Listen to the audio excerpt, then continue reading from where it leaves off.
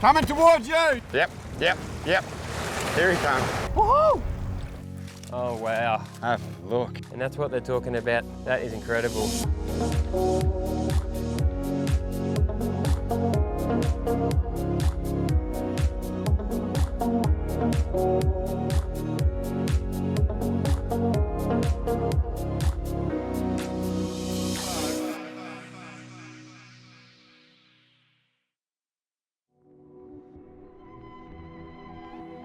The Yolngu look much further past the physical characteristics of this land. To them, it's family, it holds emotion. And as quickly as it gives, if you upset it, it can turn against you. Hostility and beauty run side by side out here. No other area in Arnhem Land personifies this more than Port Bradshaw.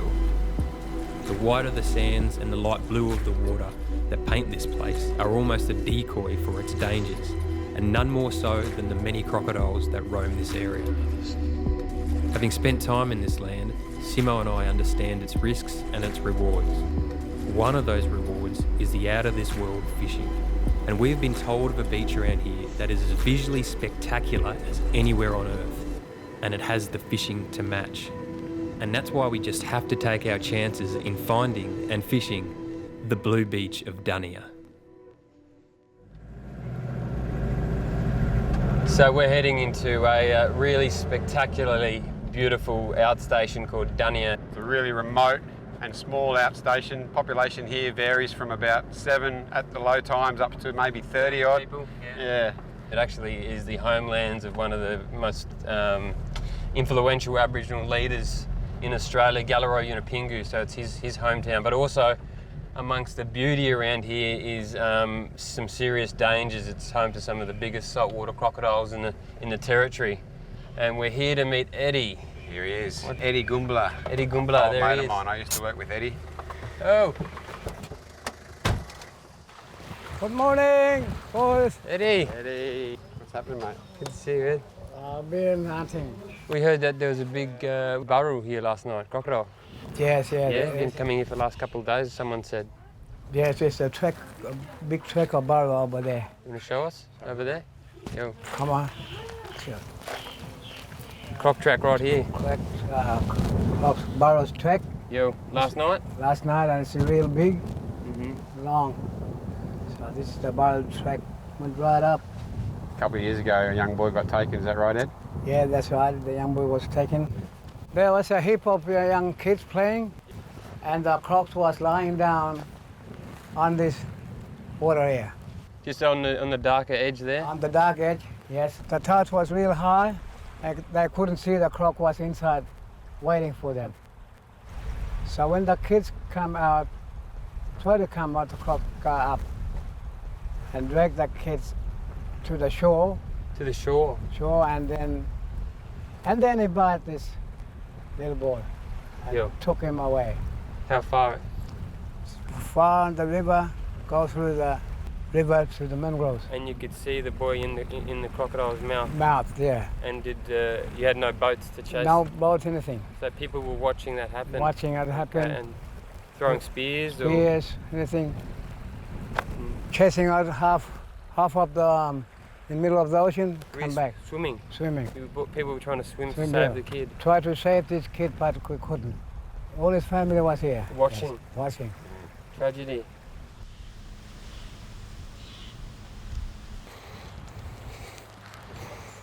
Okay, so we're having a chat to Eddie, and he was suggesting that there's a really nice hunting spot for giant trevally, or as they say, noikal around here, down across the sand dunes, and there's a long beach down there somewhere. So the next couple of days we're going to be self-sufficient, so that's why we're loading everything up here, and we're just going to get Eddie to take us across this creek via our boat and drop us on the other side. And he says it's about 3 or 4 hours hiking until we get to this beach. So we're going to meet Eddie in a few minutes behind us here on the beach, and he's going to skip us over, and then yeah, we're running solo for a couple of days. Pretty good. Yep. Boys, yes, come on, let's push this boat. Go Let's do quickly this. to the other side. Yo, jump mate. in, Ed. You jump in, buddy. Yo, We're just going down there, Ed? Is that where? That's where we're going. See that point over there? Righto. So I'll drop you over there. and then I'm gonna come back again.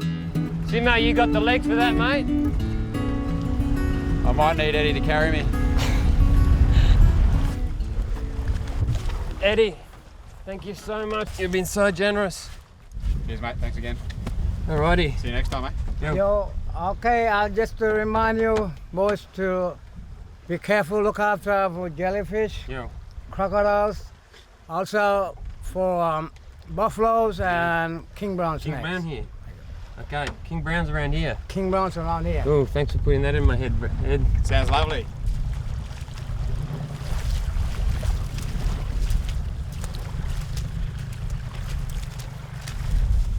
Buffalo track straight away here. Jeez, that's big. Good start. Not too keen on those King Brown. That wasn't in the brochure.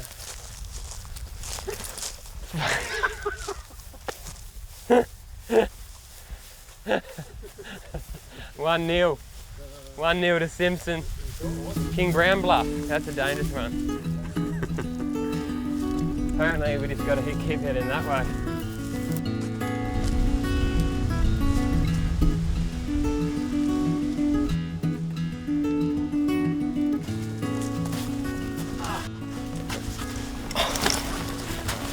Oh, water. Yeah, this looks pretty fishable country. We need some dinner. So we're going to pull out the rods over there, eh? That looks a bit deeper on that point there. Yeah. I'll have a crack there.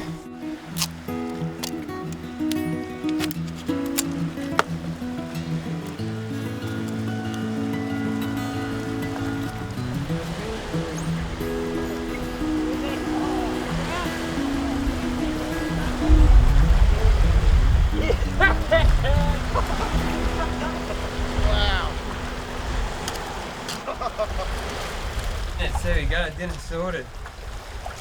That is a cracking coral trout, caught in about half a metre of water. Rated by many as the best table fish in the Northern Territory. I'm in full concurrence with that. That is glorious. Beauty. This is another croc. It's come up here, that's his tail. And it looks like another one here. Gone up into that valley here. So we might look for a camp, I suppose. Maybe up there. Yeah? Bit of higher ground up there, right? Yeah. Yeah, definitely want to camp high around here with all this croc activity and buff activity, according to Eddie. Maybe on some rock somewhere. The buffs aren't so good at going between the crevices of a rock. That's not their forte, so They're King Browns. That's, I think that is the King Brown's forte, though. oh, Hartney. whoa. Hartney. There it is. There it is. The Oh. promised land. Oh, wow. Have a look. That is incredible. That is incredible. Look at that reef. Wow. Look at the fun we can have just in here, the spearing. This is incredible. Mate. And that's what they're talking about. Long Beach, that is miles of untouched white sand beach. Doesn't stop.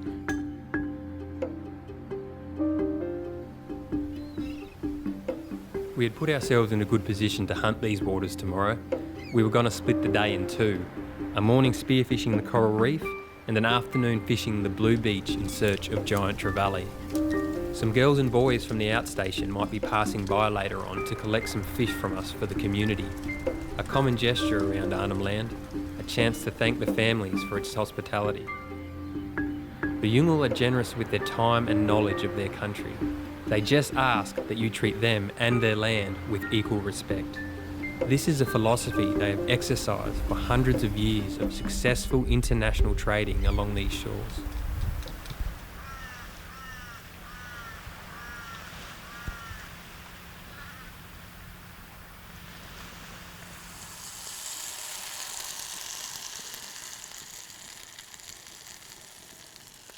Look at the colours there. Look how many fish are there. Mate, this is going to be good.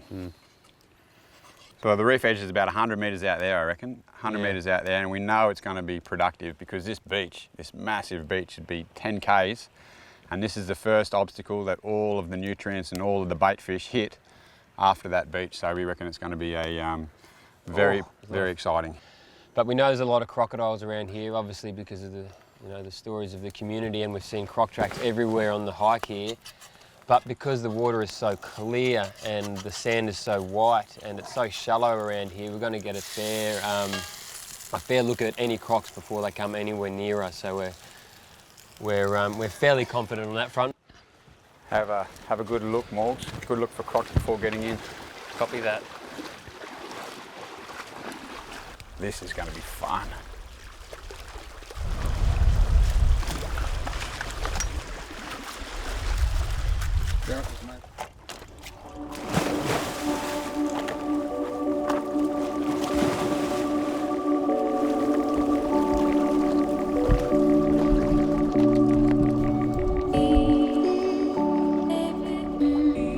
Such a great feeling being down there. You get a lot of mixed emotions because on one hand you're really excited because you're hoping around every rock that there's another fish that you could possibly spear and eat. But on the other hand, you've got this constant feeling of fear that around that next bend could be an animal above you on the food chain. So there's this constantly fluctuating emotions under there, but it's what makes it special, I suppose.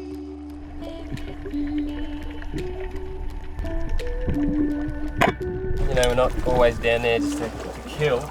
We only shoot what we're going to eat, but more than anything, it's just really a beautiful environment to be under because you can see so much more marine life than you can by being on top in a boat, and you get so much more insight into how to actually fish above water because you get more an understanding of how fish behave, where they actually sit, and so it's outside of looking for something to shoot and eat, it's just a great way to explore what lies beneath and to make you a better fisherman above water. I thought I was going to be the star of the show with nailing that jack, and Simo's come up trumps. That's a little, even better eating fish. That's a little painted crayfish. Beautiful coloration on him. Not a very big one, but lovely eating. I just grabbed him with my hand. They back himself into a corner and use all these horns as defences and the big feelers to feel any prey. But once they're up in a corner and they can't go any further, you can just reach in there and grab them if you've got a good pair of gloves. That's dinner, really.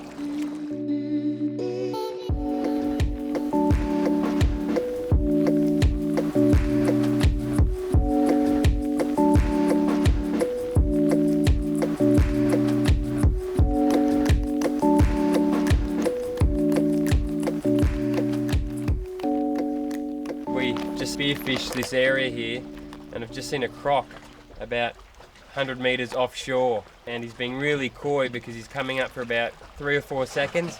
He can see us obviously, and then going back down, and that's how crocs behave. They just don't like to be seen. Their greatest predatory weapon is their patience and their stealth. So that's literally 100 metres away from where we're spearing. So that's how cautious you've got to be. Anyway, it's a bit spooky.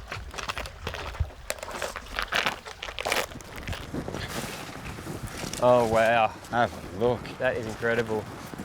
Well, this is the beach that Eddie told us about. This is the very start of the long beach we could see from our vantage point from our camp. And this is the place that hopefully we're going to run into a few GTs. Local name is Noikal. There's actually a footy team named after the GT. That's how much they're treasured amongst the local Yungal community. And this beach looks perfect for fly fishing in particular because it's nice and shallow and the water's very clear, and perhaps we can sight fish the Travali. I'll be using the spin gear and Morgs will be on fly. Morgs loves the challenge. So let's do it. Let's do it.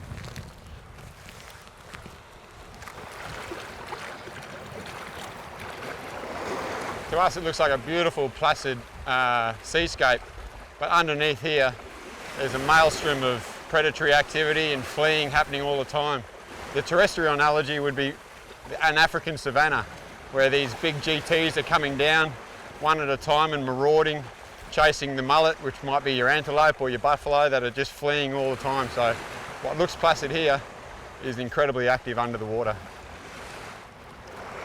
Don't know. There's a school of fish there, 20 metres in front of Morgs. You can see him on the surface. Big GTs are coming down. Okay, got him.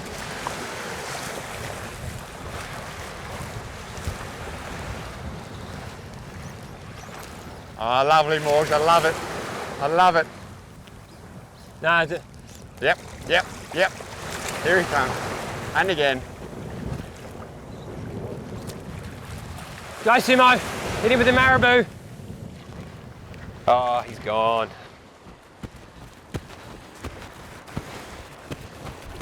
Coming towards you. Yep, got him. Yep, there we go. Whoa, whoa, whoa, whoa, whoa, whoa. Coming in there.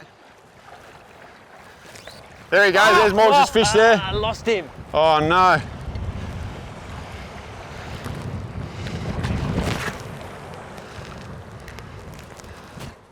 Yep, I got him. I got the same one. Same one. He is a hungry fish. My goodness. That was the one that was just in Morgs, hooked up. There's another one right here too. It doesn't worry him that he had it. Didn't worry him that he just had a hook in his mouth. Simo, I'm gonna have to grab another fly out. Oh, there he is, eh? Yeah. Yeah, I'm gonna have to grab another fly out of your pocket. What happened? You just hooked him. Oh, I missed the school. The school were in front of this fella. As soon as you broke off, I saw him do that run that when he broke you off. Trouble. And then landed right in Got front the of him. shakes. Hang on. Let him go. Loose and drag. Look at that, another one there. Whoa, shark. Look at that shark feeding on something just here. It's all action here. Oh no. Ah, he's just shaking me. So what happened? I thought that hook was set. That flayed into a fight, but basically all he did, come straight towards me, open his mouth, and the hook was dislodged just through my pressure on it. Damn it. Yes, Morgs. Yes, mate. Wider. Simo's just identified something. Coming my way. Go down in front. Oh yeah, I got him.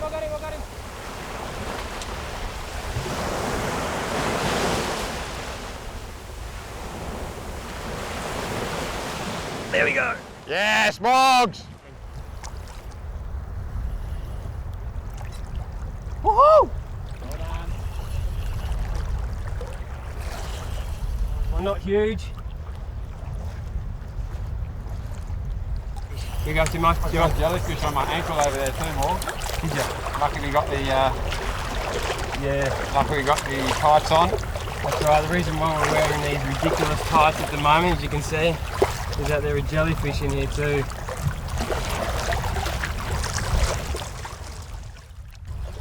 Not a huge one, but it is what they call a giant trevally. These guys grow to this size in 2 years and they're swimming constantly, so they're expending so much energy, they've got to be feeding the whole time. Basically, if you ever see a trevally, he's always hungry.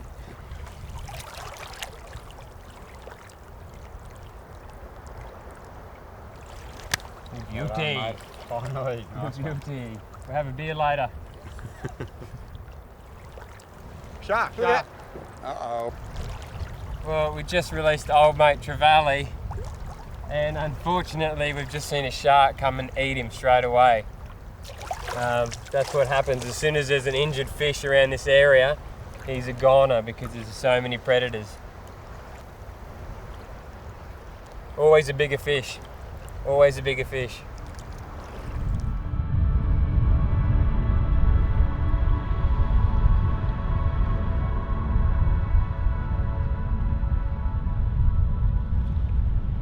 So we've just had a little front just coming along, and it's quietened the wind right down. It's been delightful. It's been blowing onshore all day, and that front has just helped us a little bit. And this is a decent trevally.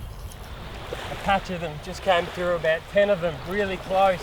And I literally just flipped my fly right in front of him, and the first one took it. Whoa, jeez, that's a meter. Oh, yeah. This is such a significant fish to the yungal because it comes into the shallows like where Morg's caught it. You can spear it quite easily, which is the preferred hunting method. And look at the size of it. It feeds a family, can feed, you know, a couple of families. So it's such a valuable fish around here. And he's given all he can to that battle. If I just released him like this, he'd just be a shark lolly, basically. So you just got to give him a bit of time to recuperate before you send him back into that pretty predatory world out there. Come on, buddy. There he goes. Well done. Make up for it. Choc I top. salute you, sir.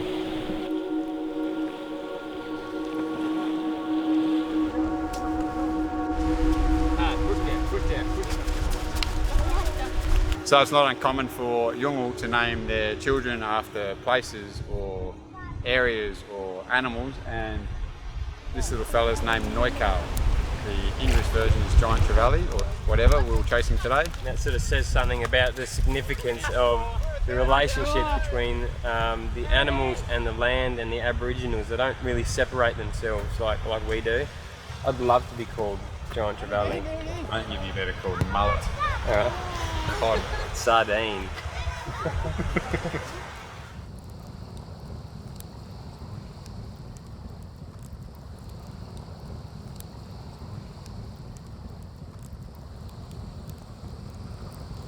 Right, there are hundreds of different ways you can cook crayfish, but the simplest way is to just knock halves of them.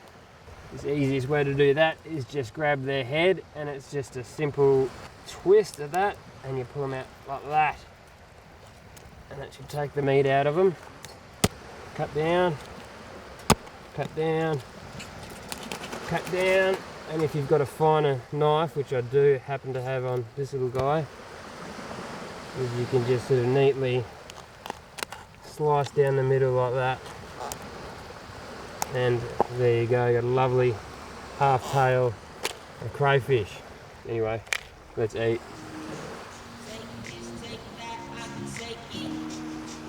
But I might just lose my mind on my shirt.